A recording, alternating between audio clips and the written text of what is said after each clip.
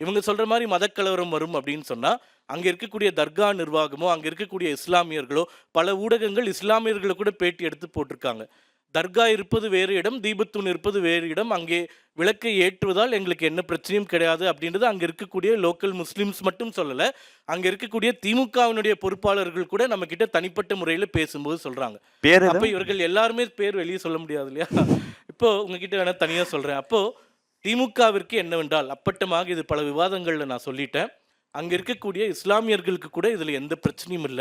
அது எப்படி ஒரு இடத்துல ஒரு விளக்கு ஏற்றுவதனால் இந்து முஸ்லிம் கலவரம் வரும்ன்றதுதான் முதல் கேள்வி. அப்போ இஸ்லாமிய வாக்கு வங்கியை தக்க வைக்க வேண்டும் என்ற ஒரே காரணத்திற்காக இந்து முஸ்லிம் இடையே பிரிவினையை ஏற்படுத்தி நீதிமன்ற தீர்ப்பை அமல்படுத்தாமல் ஒரு சட்டவிரோதமான நடவடிக்கைகளில் திமுக அரசாங்கம் எடுத்துக்கொண்டிருக்கின்றது.